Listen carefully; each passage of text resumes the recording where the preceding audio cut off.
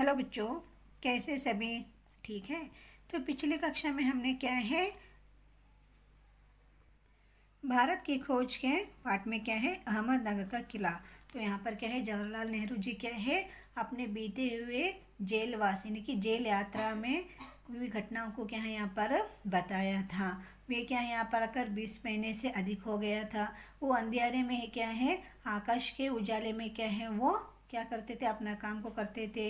वो पुस्तक भी क्या है, वहीं पर उसी अहमदनगर के किले में ही, जेल के कारावास में है कि उन्होंने अहमदनगर का क्या है, किला के जेल में क्या है, उन्होंने भारत की खोज के पुस्तक को लिखा था।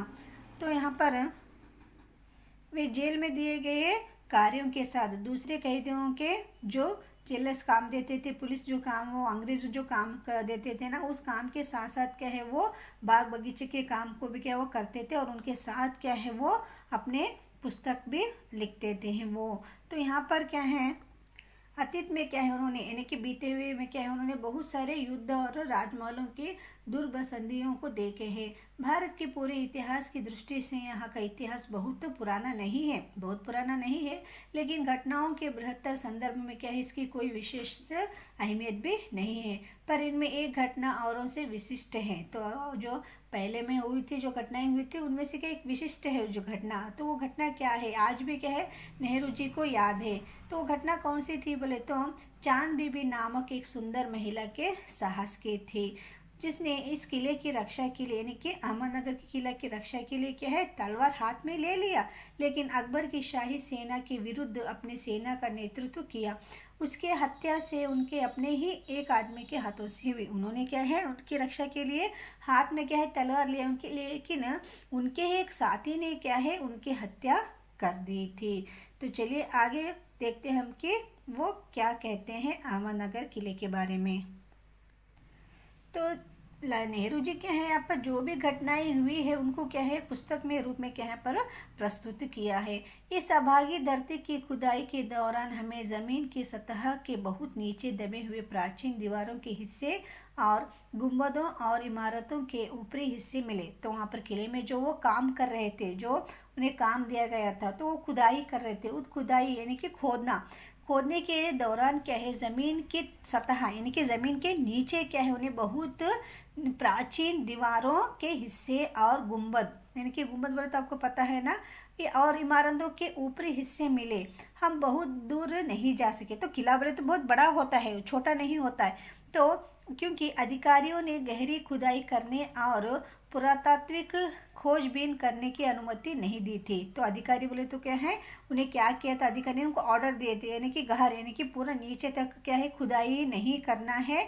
पुरातत्व बोले तो पुराने को क्या है, खोजना नहीं है बोलकर उन्हें अनुमति नहीं थी, और ना ही हमारे पास इस काम की जारी रखने के साधन थे। एक बार हमें एक तरफ दीवार पर पत्थर पर खुदे हुए सुंदर सफ़ेद कमल की आकृति मिली। तो एक बार क्या है, खोदते समय क्या है, दीवार के पत्थर पर क्या है, एक खुदे हुए सुंदर सफ़ेद रंग की यानी कि वाइट कमल तो पता है ना आपको, लोटस आकृति की, उस आकार की क्या है, मिली है। शायद यह पत्थर दरवाजे के ऊपर रहा होगा। तो ऐसा पत्थर कमल के आकार का एक सफ़ेद रंग का है क्या, उनको एक आकार का पत्थर मिलता है। अब मैंने अपने कुदाल छोड़कर उसके बदले एक कलम उठा ली। मैं वर्तमान के बारे में तब तक नहीं लिख सकता जब तक उसे कर्म के माध्यम से अनुभव करने के लिए मैं आज़ाद नहीं हो जाता। ना ही मैं पैगंबर की भूमिका अपनाकर भविष्य के बारे में लिख सकता हूँ। तो उन्होंने क्या है, काम छोड़कर क्या है, हाथ में क्या है, कलम ले लिया।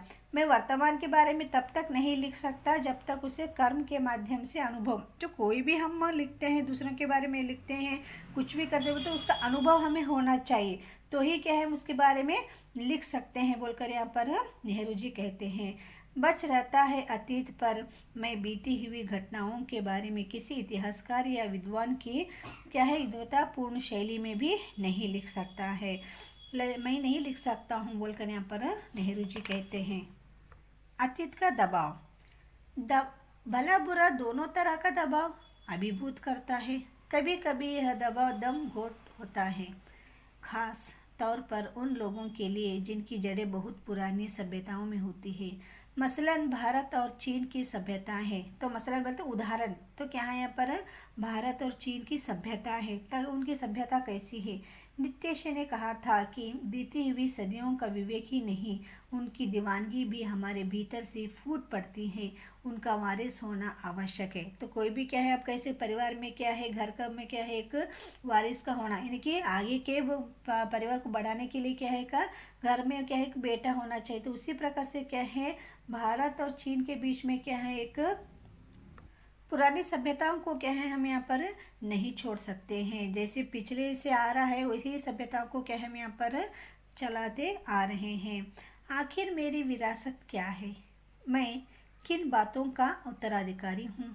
क्या उस जिसके बारे में मैं उसने विचार किया, महसूस किया, भोगा, और जिन बातों से उसने युगों पहले हुई जो भाव आव भी जारी है, हम उसने विचार किया, महसूस किया, भोगा, और जिन बातों से उसने युगों पहले हुई और जो आओ भी जारी है और हमें आकर्षित करती है। मैं इस सब का वारिस हूँ और उसका सब भी जिसमें पूरी मानव जाति की साझेदारी है। पर हम भारतवासियों की विरासत में एक खास बात है, लेकिन यह कोई अनोखी बात नहीं है, क्योंकि कोई व्यक्ति औरों से एकदम अलग नहीं होता। मानव जाति के लिए सभी बातें समान है। अलबत्ता एक बात हम लोगों पर विशेष रूप से लागू होती है, जो हमारे रक्त, मांस और अस्तित्वों में समाई है। इसी विशेष से हमारा वर्तमान रूप बना है और हमारा भावी रूप बनेगा। इसी विशिष्ट विरासत का विचार और वर्तमान पर इसे लागू करने की बात एक लंबे अरसे से मेरे मन में जगह बनाए हैं और मैं इसी के बारे में लिखना चाहता हूँ। विषय की कठिनाई और जटिलता मुझे भयभीत करती है। मुझे लगता है कि मैं सतही तौर पर इसका स्पर्श ही कर सकता हूँ।